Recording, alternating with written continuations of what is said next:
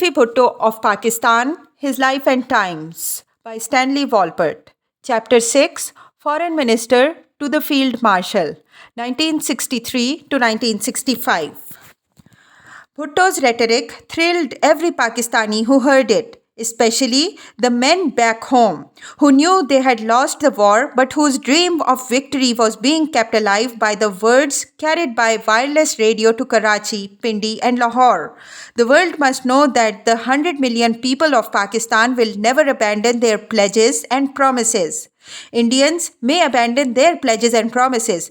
We shall never abandon ours. We shall fight for honor. We are not aggressors. We are the victims of aggression. When he cried out, we believe more than ever before that justice is bound to prevail for the people of Jammu and Kashmir. Zulfi Bhutto's voice became the favorite of millions, if not tens of millions, of inarticulate West Pakistanis who felt exactly as portrayed.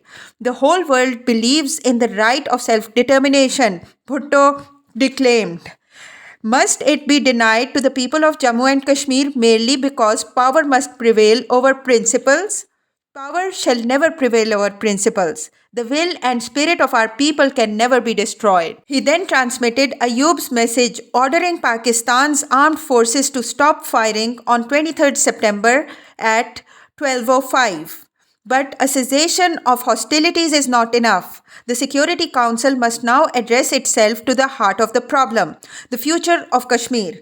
It can no longer make a plaything or a toy out of 5 million people.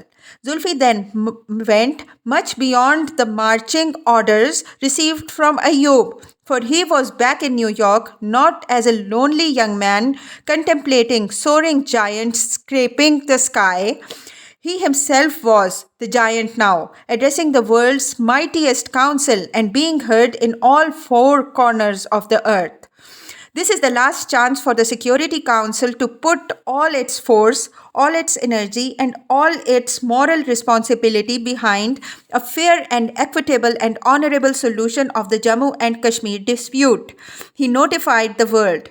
History does not wait for councils, organizations, or institutions, just as it does not wait for individuals. Was that aimed at Ayub or Shastri? Ultimately, we shall have to be the final determiners of our own course. Let me tell the Security Council, on behalf of my government, this was quickly to be denied and refuted. That if now, after this last chance that we are giving the Security Council, it does not put its full force behind an honorable settlement of the Jammu and Kashmir dispute, Pakistan will have to leave the United Nations. Within a certain period of time, if the Security Council is not able to act in accordance with the responsibility placed on it, in accordance with its honor under the Charter, which believes in self-determination, Pakistan will have to withdraw from the United Nations. The more outrageous his rhetoric became, especially when his stage was wired to the world, the more heroic Zulfi Bhutto appeared to the Pakistani audiences. But not to Ayub and Pakistan's establishment elite, for they are recognized how dangerous so loose a cannon could be to the country's ultimate survival and economic development, as well as to the regional security. Even so, Zulfi Bhutto alone, of all the coterie who ruled Pakistan under Ayub Khan, was to emerge in the aftermath of the 1965 war a national hero. He alone turned military defeat, or at best stalemate, into personal victory. He journeyed to Washington to try to convince the State Department and White House of the need to pressure India into accepting a self-operating agreement on Kashmir, similar to the one that had followed the Ran of Kutch dispute. In speaking with all four permanent members of the Security Council, Zulfi found only France receptive to appeals on Kashmir. Yet he feared that France might ultimately give in to massive Indian pressure, as the British had in 1964, when Zulfi was hoping it would move the Security Council to pass a new resolution calling for a settlement based on a plebiscite. He thought to use the Chinese factor to ensure that France remained in Pakistan's corner. However, believing economic self-interest now weighed heavily in French diplomacy and would favor admission of China to the United Nations. Zulfi met with the French Foreign Minister Couve de Murville in New York on the eve of his 28 September speech to the UN General Assembly. In Self-Determination and Kashmir, Bhutto hailed the emergence of the peoples of Africa and Asia from an era of colonial domination as the outstanding development of the present century.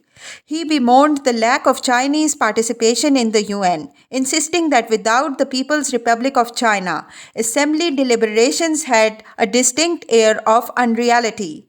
China and our brothers in Iran, Turkey, and the great bloc of Arab countries, to which Pakistan is linked, not merely by ties of religion and of common culture, but by common adherence to the idea of justice and peace, were thanked for their moral support, as were the president, government, and people of Indonesia for their brave and unstinting support.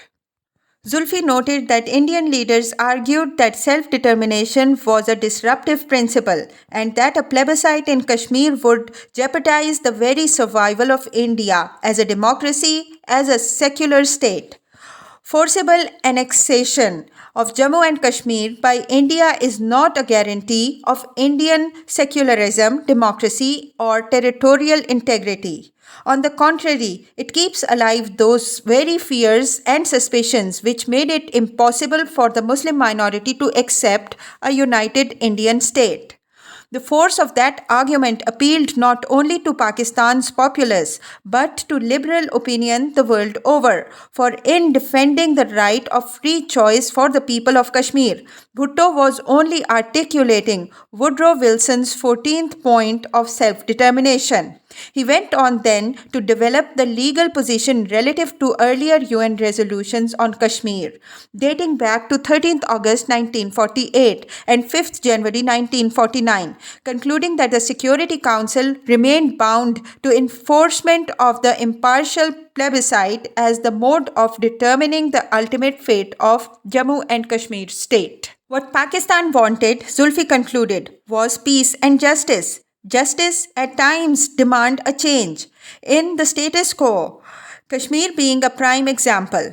A ceasefire and its observation do not amount to peace. What is needed is firm action to eradicate the incentives to violence, to remove the seeds of war. Pakistan has accepted the call for the ceasefire, which the confidence that it would lead to a self-executing machinery for a final settlement of the Kashmir dispute. He proposed that to initiate such a settlement, India and Pakistan withdraw their forces from the state of Jammu and Kashmir, and the UN send a force consisting of contingents from African, Asian, and Latin American countries to keep the peace. A plebiscite should be held within a reasonable period. This eminently rational suggestion, Zulfi knew, had no chance of meeting with Indian approval. The passion of his closing remarks, however, reflected the deepest feelings, fears, hatreds, and hopes, and highest aspirations of millions of Pakistanis. When Pakistan, a country much smaller than India, was invaded by India, the sufferings of both Pakistan and Jammu and Kashmir were fused. These sufferings formed a single resolve to fight against India's aggression. These passions may be disregarded in the calculations of power politics, but history deals far more justly with them.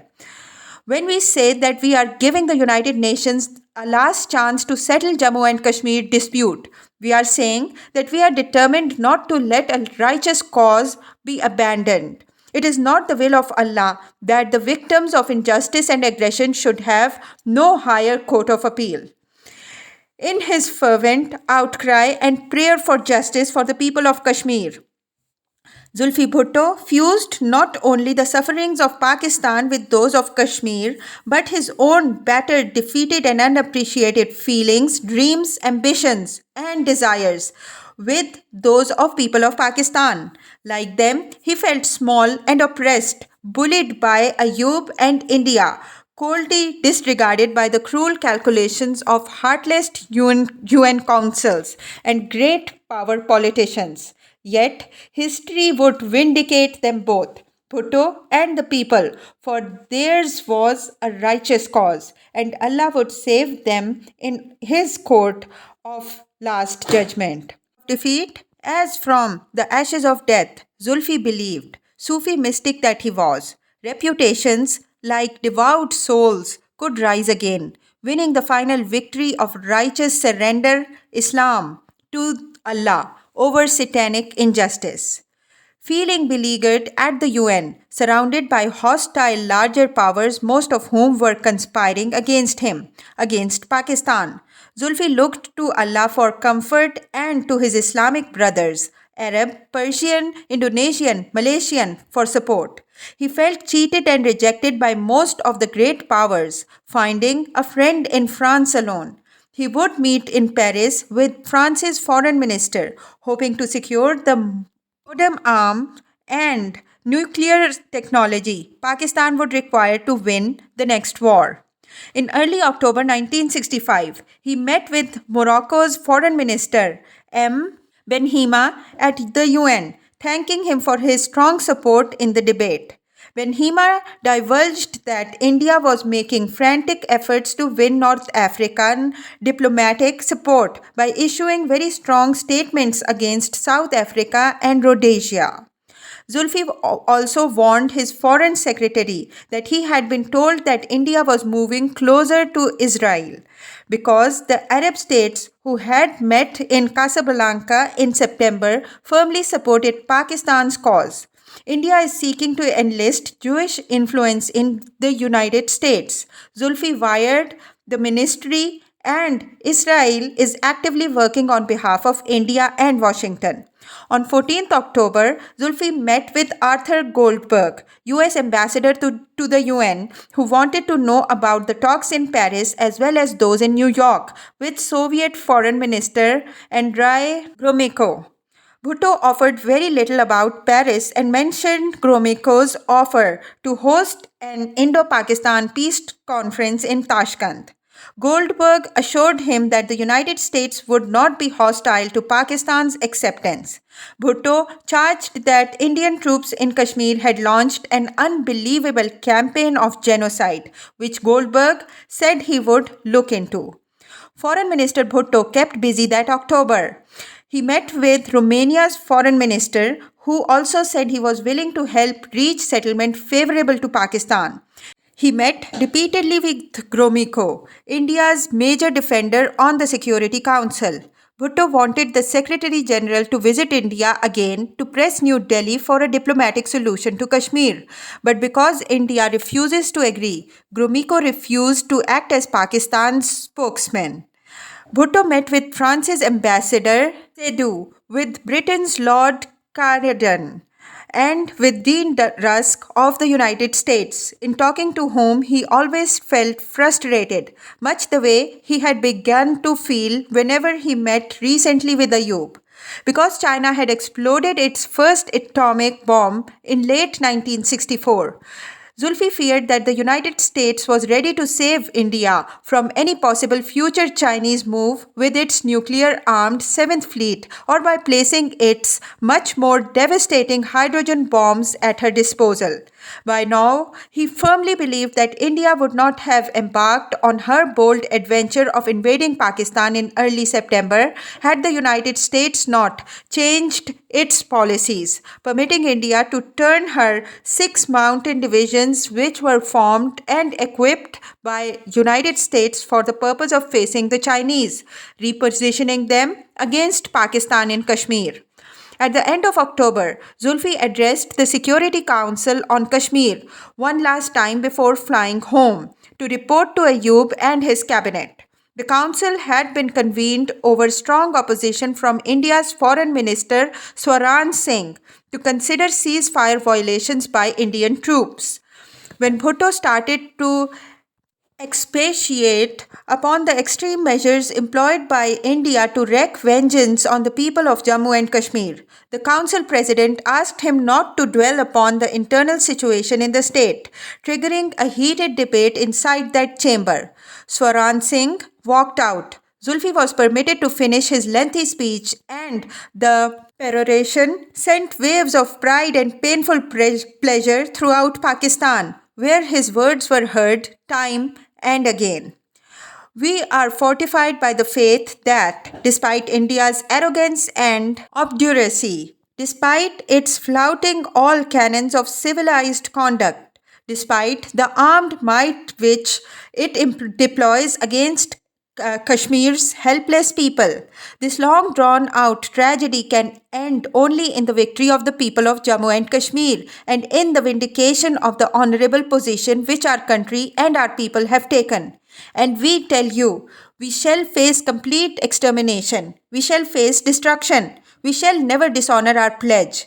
We shall fight by the people of Jammu and Kashmir, and we shall honor that pledge, irrespective of what the Security Council does, irrespective of what the great powers do.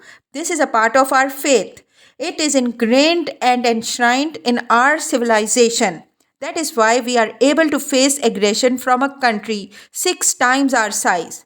We stand for a righteous cause. That is why we are brave. We fight for justice. That is why we are brave. And finally and ultimately, whatever you do, we must triumph. We must succeed because justice is with us. It was Zulfi Bhutto's fiercest anti-Indian speech at the UN. Perhaps because he knew it would be his last before the world body that year, his final statement prior to the Tashkent meeting, which was set to start in early January 1966. Zulfi flew back to Pakistan a popular hero, the only truly popular hero of the 1965 war, not just in Sindh but in Punjab as well. He was embraced and hailed everywhere for his eloquent defiance of the giants that surrounded Pakistan. East, North, and West welcomed this son of Sindh with tears of pride and passionate kisses. Sindhi landlord educator G.M. Shah, who had known Zulfi's father well and was an intimate of his first father-in-law's, Vadero Ahmad Khan Bhutto, welcomed this hero prince home to Karachi by arranging his purchase for 40,000 rupees of 96-year-old Khan Bahadur Ulama Ikana unique library and collection devoted to Napoleon. Thousands of leather-bound first edition volumes and hundreds of memorabilia, including many beautifully framed cameo photos and paintings of Zulfi's foremost role model. Every painting, every picture, every book, every statuette. Education Minister in Benazir Bhutto's cabinet, G.M. Shah, recalled a quarter-century later on his Islamabad veranda, still amazed at how he had managed that transfer of treasure from one Napoleon lover to another. The books remain the treasured heart of Zulfi Bhutto's library of some 10,000 volumes at 70 Clifton, where pictures of Napoleon's bust in painted porcelain continue to guard the elaborately carved doorframe of the entrance. Zulfi briefed an all-day meeting of the Pakistan Cabinet on Monday, 8th November 1965, on the Security Council resolutions and prospects of negotiating a peaceful settlement with India over Kashmir. He was pleased to report some change in the Soviet Union's traditional pro-Indian attitude. It appeared that there was considerable anguish within the USSR over the unsettled conditions in South Asia, and the Kashmir dispute now posed a dilemma to Moscow. Worried about Pakistan's closer ties to China, the Soviets did not want to write off Pakistan by giving its complete support to India, nor did they wish to abandon India to greater inroads of American influence. Zulfi excelled at such analysis, and even Ayub was sufficiently impressed with the sophistication and sobriety of his foreign minister's global report to take Zulfi with him to Washington in mid December. He'd been invited by President Johnson for a pre Tashkent talk. Shrewd as he was, the field marshal may have taken Bhutto along more to keep him in sight than for his invaluable assistance, knowing how popular a hero he had become throughout West Pakistan. Zulfi accompanied Ayub to the White House on 14th December but met President Johnson only after Ayub had spent half an hour alone in the Oval Office with him. Bhutto was left to cool his heels in an anteroom. After what no doubt felt much longer than it actually was to the impatient minister, the heads of state emerged. Johnson strode right over to the dejected Bhutto, and as Zulfi later reported to Mumtaz, he held my arm and took me aside and he said, "Young man, you're doing extremely well. I've got my eye on you. You're going to go very far." When he told me that, I at once knew that I'd got the boot. The Sindhi word he'd used, in fact, was gaddi, which means finger up. And that was what they had discussed. On the eve of the South Asian summit in Tashkent, then Zulfi knew he would soon be out of Ayub's cabinet and that the next stage of his political career had better start with the new year.